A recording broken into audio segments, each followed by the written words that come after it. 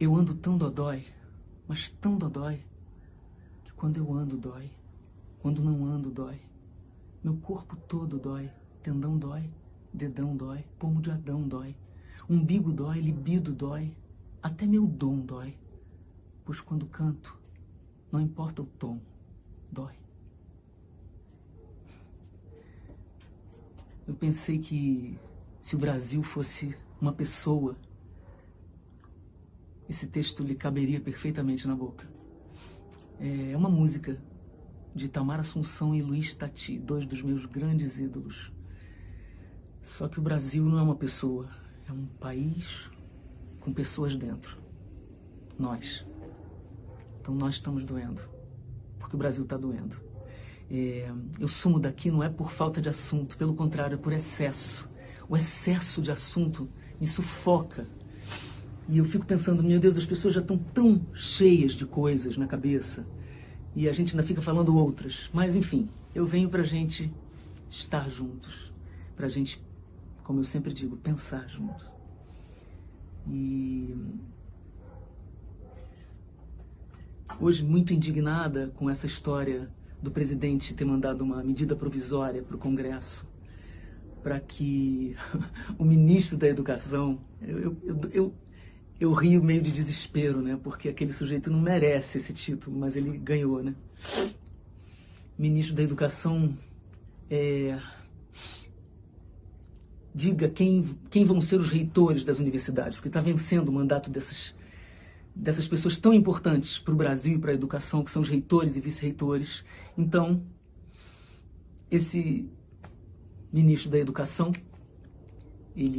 se essa medida provisória vingar, e eu espero que não vingue, está todo mundo muito indignado com isso, então ele vai poder designar quem serão os reitores. É como se fosse uma intervenção, é uma coisa que muitos especialistas dizem que é inconstitucional, inclusive, que é meio que a especialidade desse governo,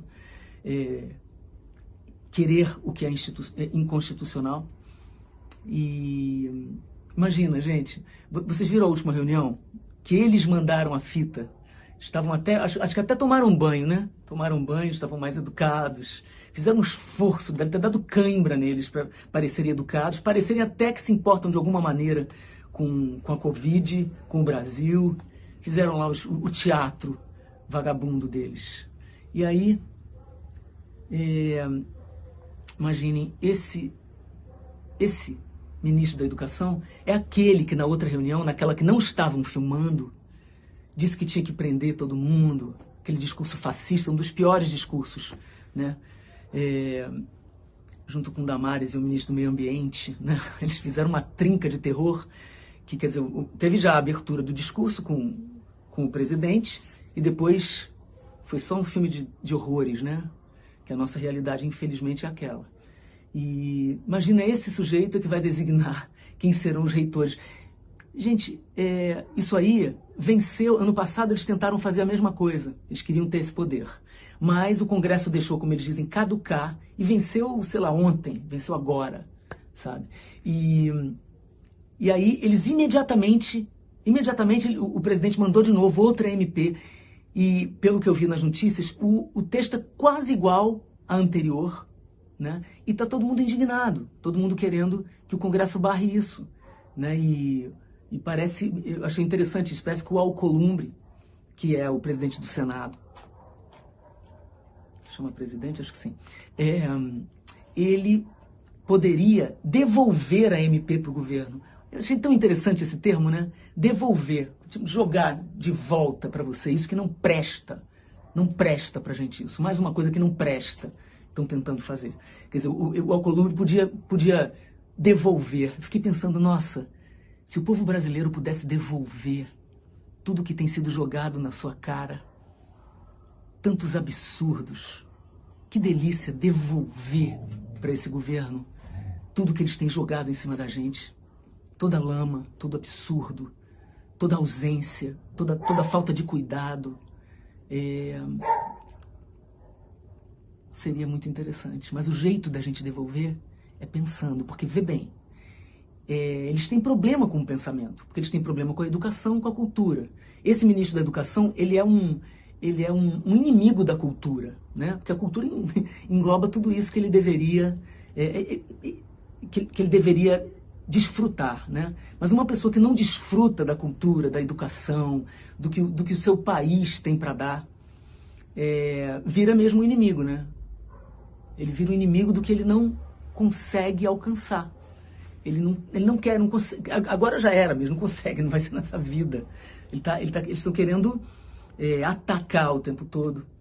E a gente vê pela própria, como é tratada a própria educação, né?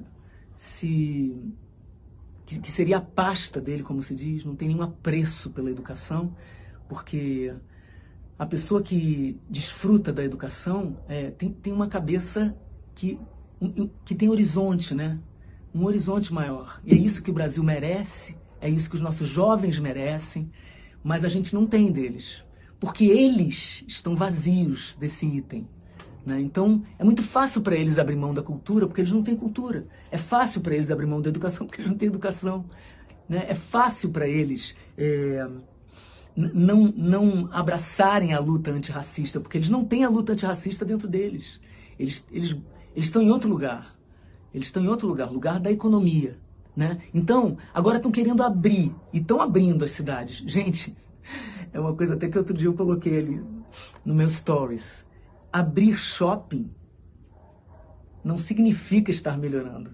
Estar melhorando significa parar de morrer. Já somos quase 40 mil brasileiros mortos.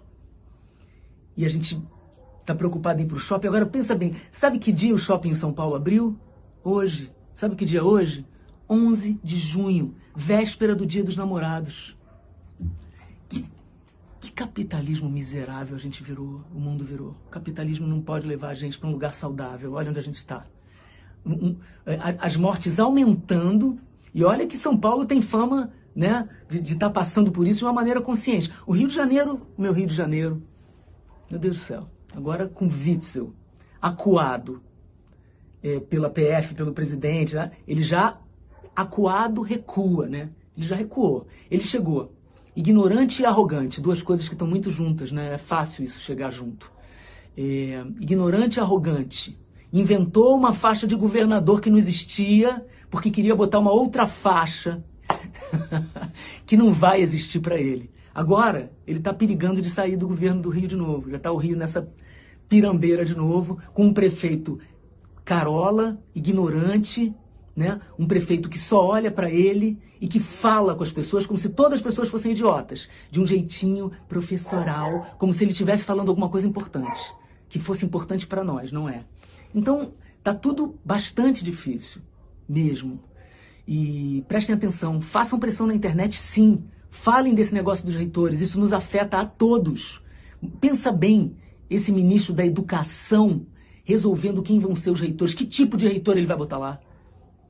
Nessas universidades fundamentais para todos nós. A educação no Brasil, meu Deus do céu, já é tudo tão complicado.